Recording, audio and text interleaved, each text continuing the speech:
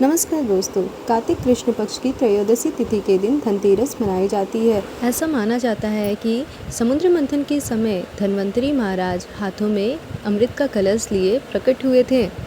उसी दिन से धनतेरस की पूजा की जाती है। भगवान धन्वंतरी के अलावा इस दिन माँ लक्ष्मी, भगवान गणेश और धन के देवता कुबेर की भी पूजा की जाती है। भगवान धन्वंतरी के जन्म लेने की कथा के अलावा इस दिन की और एक कथा प्रचलित है जो मैं आपसे कहने जा रही हूँ। ऐसा कहा जाता है कि एक समय भगवान विष्णु मृत्यु लोक में विचरण करने जा रहे थे, तब माँ लक्ष्मी भी उनके साथ चलने का आग्रह करती है। भगवान विष्णु उनसे कहते हैं कि मैं जो कहूँगा तुम्हें मेरी बात माननी पड़ेगी, तभी ले चलूँगा। माँ लक्ष्मी उनकी बात मानकर उनके साथ मृत्यु लोक विचरण करने आती है। कुछ समय बाद भगवान विष्णु उन्हें एक जगह पर ठहरने के लिए कहकर दक्षिण दिशा की ओर जाने लगते हैं। उन्हें अकेला जाते हुए देखकर माँ लक्ष्मी से रहा नहीं जाता। भगवान विष्णु के चले जाने पर माँ लक्ष्मी उनका पीछा करते हुए आगे बढ़ने लगती है। तभी रास्ते में उन्हें सरसों के फूल का खेत दिखता है। सुंदर सरसों के फूल देखकर माँ लक्ष्मी अपना श्रृंगार करके फिर आगे बढ़ी। तभी रास्ते में उन्हें गन्ने का खेत दिखा, तो माँ लक्ष्मी गन्ना तोड़कर उसे चूसने लगी। तभी भगवान विष्णु वहाँ आ पहुँचे और माँ लक्ष्मी को यहाँ आते हुए देखकर उन्हें क्रोधित हो श्राप दे दिया। माँ लक्ष्मी पर किसान की चोरी के अपराध के जुर्म में किसान के 12 वर्ष तक सेवा करने का श्राप दिया।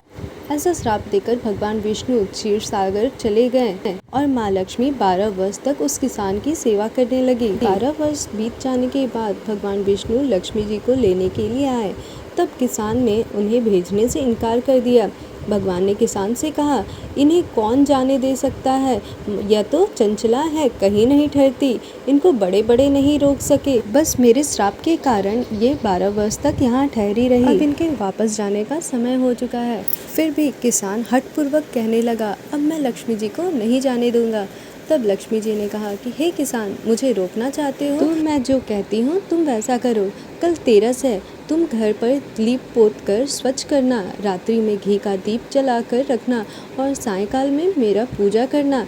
एक तांबे के कलश में रुपए भरकर मेरे लिए रखना, मैं उस कलश में निवास करूंगी, किंतु पूजा के समय मैं तुम्हें दिखाई नहीं दूंगी। इस एक दिन की पूजा से मैं वर्ष भर तुम्हारे घर पे रह जाऊंगी। ऐसा कहकर वह दीपकों के प्रकाश के साथ 10 दिशाओं में फैल गई। अगले दिन अर्थात तेरस की तिथि को किसान पूरे विधि पूर्वक माँ लक्ष्मी की पूजा करता है और तभी से उसका घर धन धान्य से भर जाता है। इसी वजह से हर वर्ष तेरस के दिन माँ लक्ष्मी की पूजा की जाती है। कथा अच्छी लगे तो हमारे चैनल को लाइक, सब्सक्राइब और शेयर करना ना भूले। आप सभी को धनतेरस की हार्दिक शुभकामनाएं। धन्यवाद।